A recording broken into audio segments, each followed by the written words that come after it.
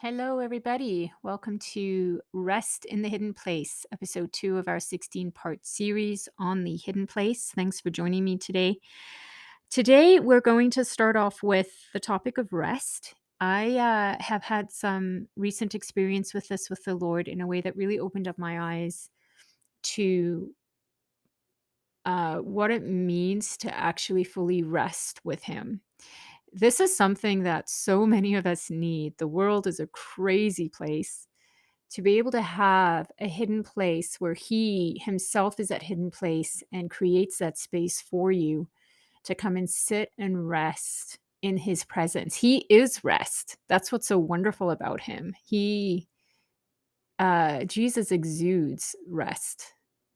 There's nothing like it when you get to experience it. And we all need to be able to experience that rest and to learn what it means to remain in that rest. It changes how you operate, it changes how you see things, and it can be really, really powerful. So I'll backtrack a little bit. As many of you probably have had, I had COVID earlier this year, and I found myself, I mean, I'm a relatively healthy individual, but I did find myself quite knocked down by it, and I had to withdraw for a few weeks just to get over the fatigue.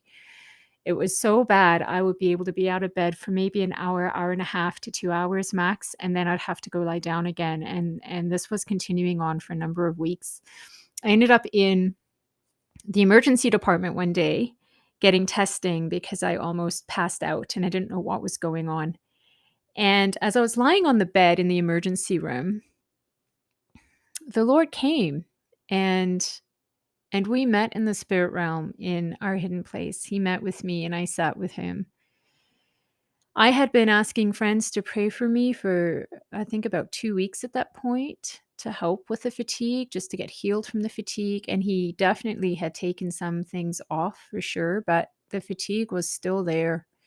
And I sat with him on the hospital bed and I leaned my head against his chest, which for some of you may seem a bit sacrilegious, but it's actually really wonderful that he's so accessible and wants our company and makes himself available for that. He absolutely loves that connection. He loves it more than you know.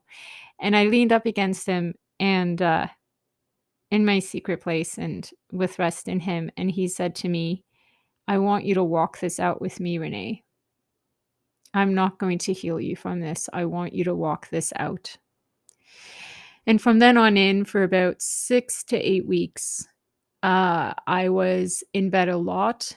I was physically resting a lot because I had to. And in that time, in the spirit realm, when I would go to meet with him and have my time with him, because I see in the spirit realm, um, he gave me a beautiful place with him where we would meet. And it's my version. He made it just for me, my version of the Psalm 23 um, streams of water and the lying down in the green grass, and my version of a restful place. And that's where we would meet. And through that season, I still meet him there today, even. It hasn't really changed. But through that very specific season of rest, which I've come out of now, he met with me and he spoke to me about different things. And so some of those things I will go into in this podcast series. Today, I'm just going to focus specifically on what that rest looks like. It was really interesting when I was in the hospital room with him, leaning my head against his chest. I was reminded of the John 13 passage when the disciples want to know who Jesus is talking about when he says that someone's going to betray him.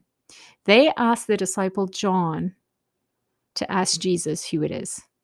Why? Because John had that special friendship with Jesus. John was Jesus's best friend. And so John laid his head on his chest. He knew how to just be with Jesus. He knew how to rest in his presence and be honest with him and open with him and real with him and rest with him. And that is a beautiful thing. And he's brought me into that kind of a relationship with him, and I wouldn't trade it for the world. It's amazing. And it's actually it's changing how I operate little bit by little bit with him as well. I tend to recognize my need for rest so much more easily now. I go to him so much more frequently now on a daily basis to sit with him and be with him in that place of rest. Resting in him is so important. It's actually a very important place to operate out of, because what it does, his rest will give you a safe space. If you're going through a lot of things in your life when you're listening to this, I hope you hear me out here. His rest will give you that safe space to be with him outside of your circumstances. When you're with him in that place of rest, there's no space for fear. There's no space for anxiety, shame, guilt, worry. There's no space for anything negative, because you just can't have it when you're in his presence. And then what that does is it creates a safe space for you to sit with him and to rest with him in the middle of whatever you're going through in life. And it's actually a very powerful thing, because then it gives you the space to talk with him about those things when you're resting with him, and to sit back and to actually hear what he has to say. How many of us talky, because I do this, I still do this a lot, actually. I'm losing this habit, but talky to Jesus, because we have a lot on our minds and our hearts, and he does want us to share those things with him. He makes himself available because he loves us and he wants us to pour those things out to him. It's a good thing to do. But then we don't actually sit with him and hear what he actually wants to say to us in return. Now, some of you may be saying, but Renee, I don't hear from him. He never speaks to me. To which I would respond, my friend, I don't think you've clued in how he speaks to you, because he speaks to all of us in different ways, because we're all made differently. He is a very, very chatty God.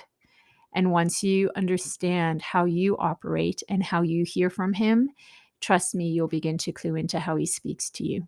He speaks to everybody who knows him without fail. And we will go into that in upcoming episodes, actually. I will be doing one on discernment and what that looks like and how you operate, because I think there's a lot of people out there who have no idea how to hear from the Lord in their specific way. So I will be going into that at another time. But this also brings to mind one of my favorite verses in Matthew 11:28. So I'm going to read it out of the Passion Translation. Are you weary, carrying a heavy burden? Come to me. I will refresh your life, for I am your oasis. Simply join your life with mine, learn my ways, and you will discover that I am gentle, humble, easy to please. You will find refreshment and rest in me, for all that I require of you will be pleasant and easy to bear. For some of you, this may be a bit of a challenge. Because resting with someone, leaning up against their chest and being with them implies a level of trust. So I think this brings up a question of, how is Jesus my friend, first of all? And how much do I actually trust him? Am I able to rest in his presence? Am I able to be at peace in his presence with him and give him everything and then just sit with him? Do I trust him to take care of my every need? Do I trust him to show me the solutions and strategies to move forward in the difficult circumstances that I'm in? I think this brings up some very key questions for all of us when we think about rest. This also brings up the Shabbat rest. Day 7 of creation, God took a rest. It's a principle that many of us follow, to take a day off a week from working. It's good for our body, mind, soul, and spirit to do that in the physical. But I'm beginning to practice this on a daily basis. What does it look like to rest with him every day? What does it look like to meet with him every day and sit with him every day? And let him create that space with you where he can speak into the the things that you need his help with? What does that look like? Maybe one day a week of being intentional about it isn't enough. Now, what I've found in my journey with this is that it completely changes how you operate. If you are intentional with this, and trust me, the Lord will meet you if you are intentional with this. This is his heart for you. There are 365s, do not be afraids in the Bible, one for every day of the year. He doesn't want us to be afraid. He doesn't want us to be anxious. He wants us to meet him in our hidden place every day, be at rest with him, hear what he has to say into our situations, and sit with him and keep company with him. Once you begin to operate out of that place, everything changes.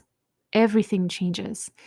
If you want to know more information about this, I do have a book I've just published. It's called Just Be. You can head to my website, www.reneemairs.com. That's RENEEMAIRS.com. And go check out my book. I do speak a lot more about what it means to actually just be with him in friendship. And this is one of the things that I go into, the peace and the rest that come with sitting with him. And also some of the things that can hinder that, right? Like I said before, it brings up interesting questions of, do I actually trust him enough to rest with him? So I just wanted to bless you guys with that today. And stay tuned for the next episode. This is a lot of fun. I'm really enjoying being with you guys. And take care. Bye.